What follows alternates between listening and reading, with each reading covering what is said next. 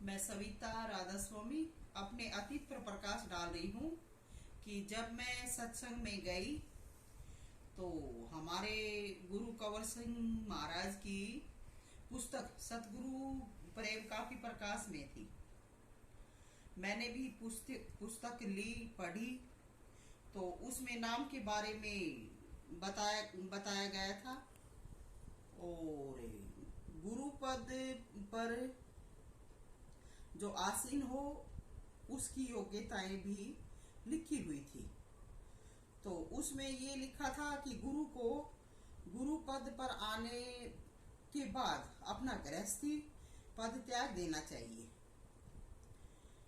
तो मैं कहती हूँ कि क्या गुरु ने ऐसा किया?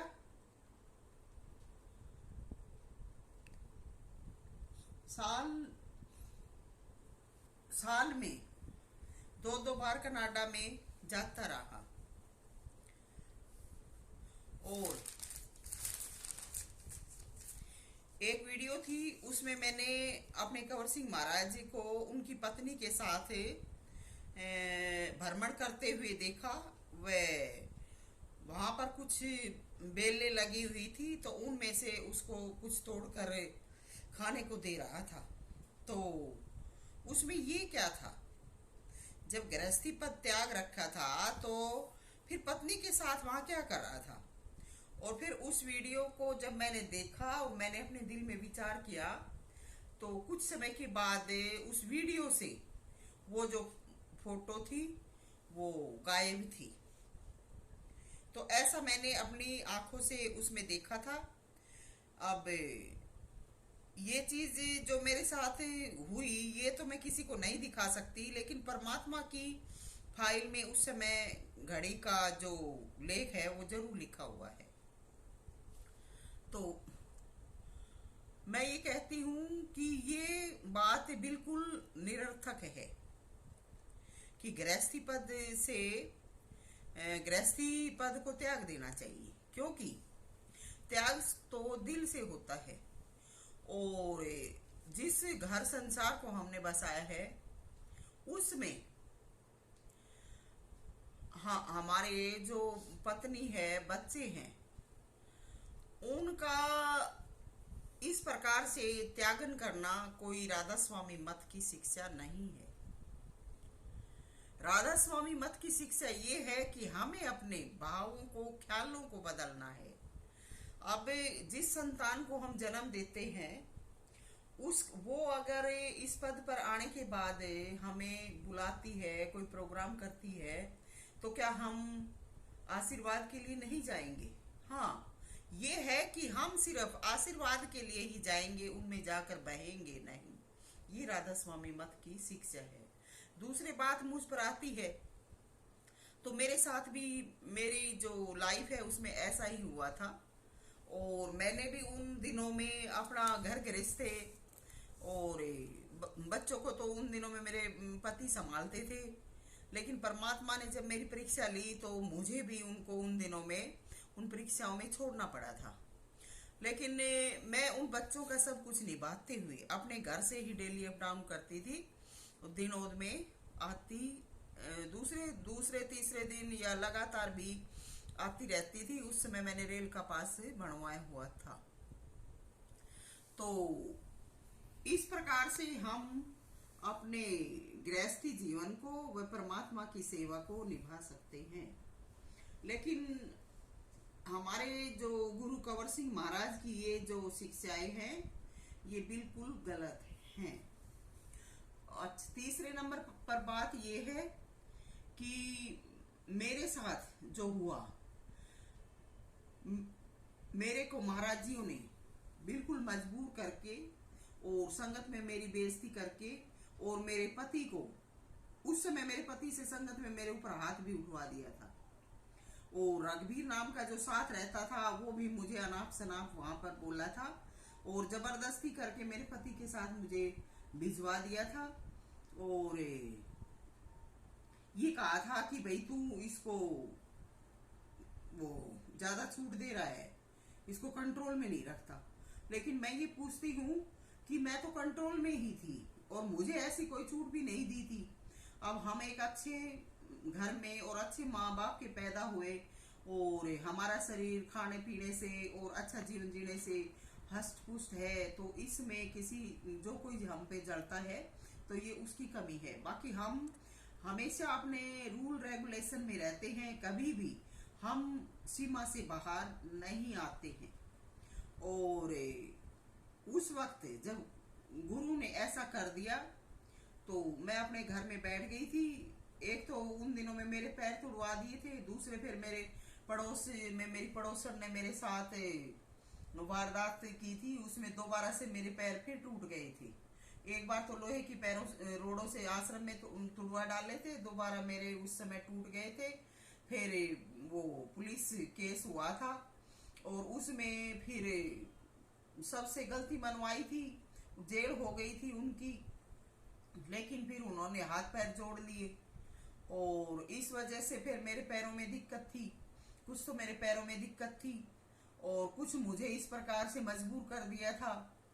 तो उन दिनों में फिर उसने जो झगड़ा किया, वारदात की, तो उसका फिर वो परमात्मा ने ही कहूंगी, उसका घरवाला गुजर गया मेरे साथ इतनी बदी की। तो फिर हम वहां से वो घर छोड़ के कि रोज की याद चकचक में नहीं जिया जाएगा, तो झगड़ा फसाद की वजह से हमने वो घर छोड़ दिया। दोबारा से हमने ये घर लिया तो हमें बहुत ज्यादा कर्ज उठाना पड़ा था। और वो अब जो रह रहे हैं वो मकान मेरे और मेरे पति दोनों के नाम से है, तो मेरे सिर पर बहुत ज्यादा कर्ज भी है। और इस प्रकार से करने के बाद मैंने दोबारा से फिर अपना घर बसाया। तो मैंने भी उस समय अपने विचारों को, अपने भावों को बिल्कुल इस प्रकार से संसार से हटा लिया था और गुरु सेवा में हाजिर हो चुकी थी। लेकिन गुरु ने और संगत ने ही मुझे मजबूर किया था। तो ये राधा स्वामी मत की शिक्षा है।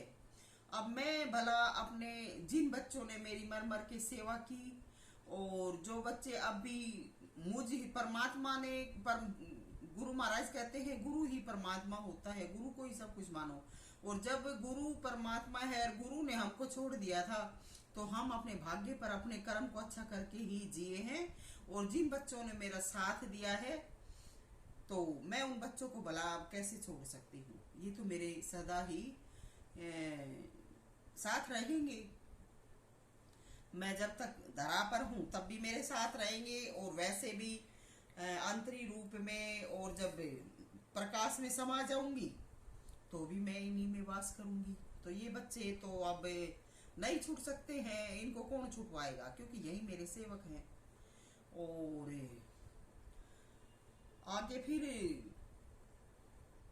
इन्होंने उन दिनों में मेरी किसी प्रकार की कोई मदद, सेवा और कोई भी साथ नहीं दिया। जितना हो सका इन्होंने मेरी बेइज्जती, बदनामी की। इन्होंने कोई भी तरस नहीं खाया कि इसके ऊपर क्या गुजर रही है। महाराज जी ने पूरी संगत को मिसगाइड किया। जो भी आए उसी को, जो भी आए, जितनी भी संगत आए उसी में बैठ बैठ कर कि उसका मुंह मत देखो, उसके बुला बुला के तुम सविता आई थी या तुम सविता के जाते हो, कह कि उसके पास मत जाया करो, उसको मत देखा करो, कह कि सभी को मिसगाइड किया था। तो अब दोषी कौन हुआ? महाराज जी और ये संगति दोषी होगी। तो उसके बाद जब मैंने उस पुस्तक में पढ़ा तो विचारों में काफी तब्दीली आई, और उस पुस्तक में ये भी पढ़ा था कि हमने गुरु को दिल से प्यार करना चाहिए। तो हमने गुरु को दिल से प्यार करने की सोची, और उसमें गृहस्थी पद को त्यागने की बात लिखी हुई थी। लेकिन अगर ये पता होता कि गुरु महाराज दुनिया को पागल बना रहे हैं और नीचे नीचे अपनी पत्नी के भी टट्टू हैं, तो हम कभी भी अपने दिल को गुरु में नहीं लगाते। मैं तो यही सवाल करती कि क्या आपकी पत्नी हमें, जब हम आपसे दिल से प्यार करेंगे तो जीने देगी या नहीं? लेकिन ये भी उस पत्रिका में गलत लिखा हुआ है क्या। तो अगर हम अपने इस घर मजदार में फंसे हों तो हम क्या दिल लगाएं, क्या प्रेम करें और क्यों सेवा करें। तो यहाँ भी महाराज जी ने संगत के साथ धोखा कर रखा है।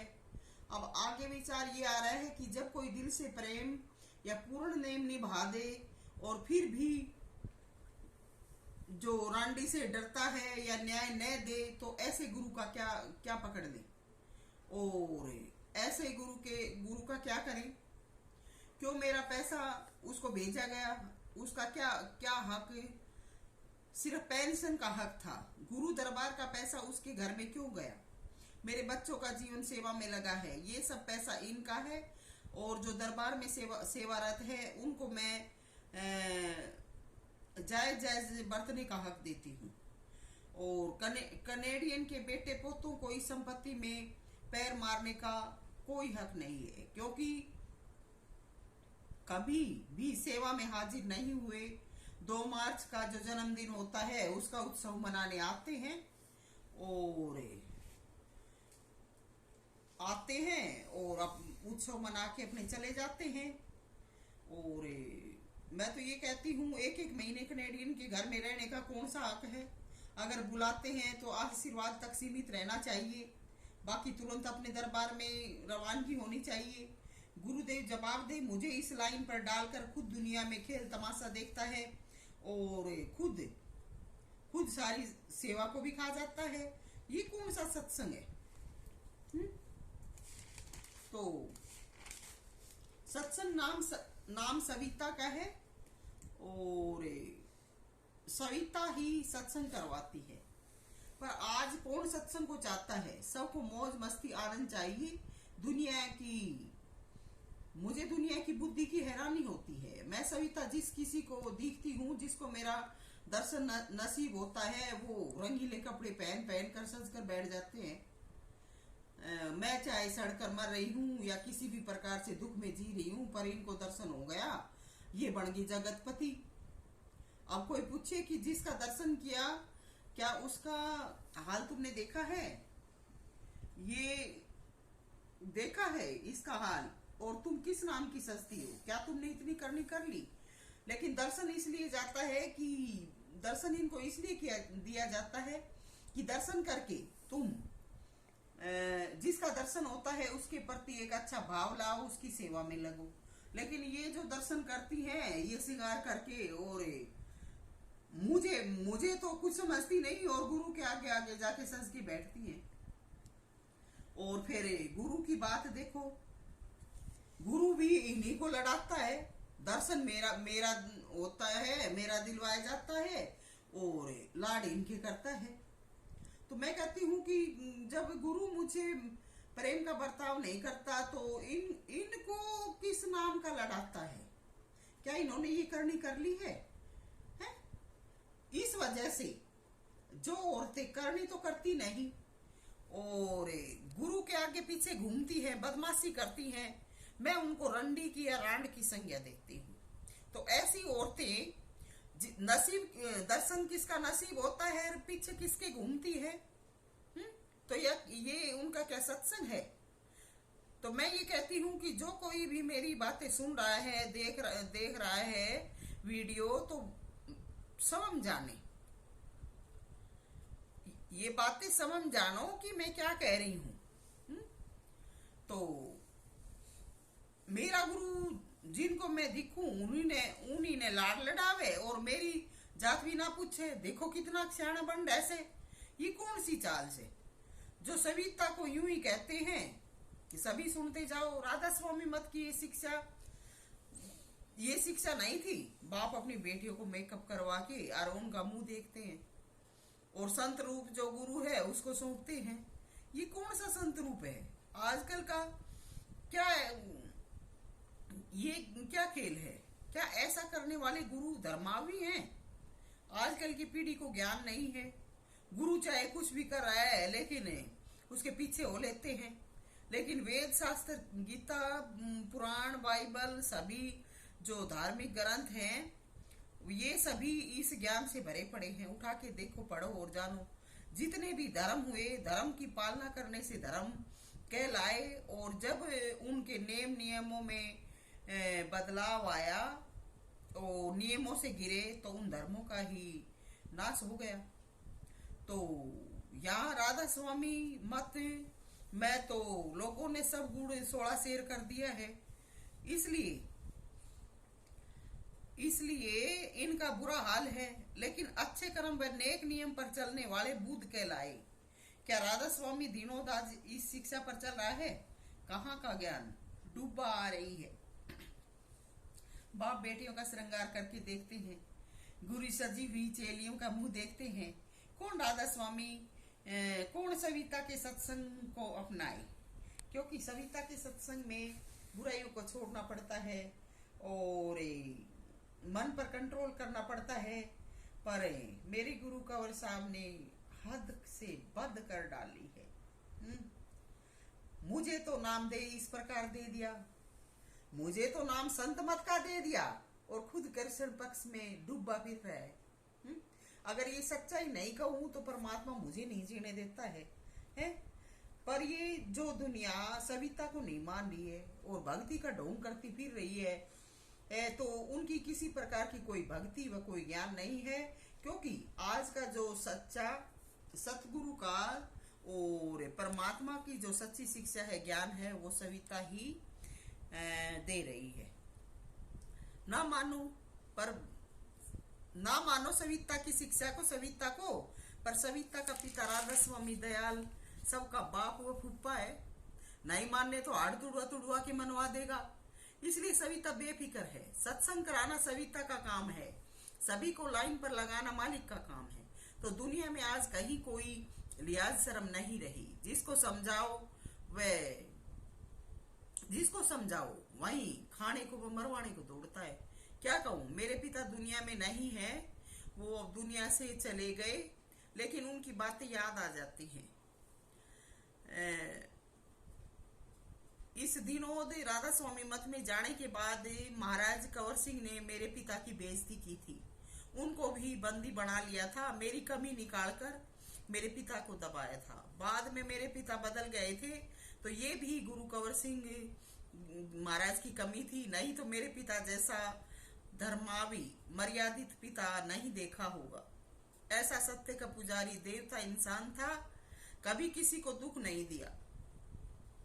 हम किताबों में, पोथियों में, वीडियो में, ग्रंथों में हम सुन रहे हैं, देख रहे हैं कि ये करना चाहिए, इस प्रकार से, इस प्रकार के नियमों को ये करना चाहिए, वो करना चाहिए। लेकिन कहीं भी ऐसा जीवन, ऐसा नेम नहीं है जो मेरे पिता का था।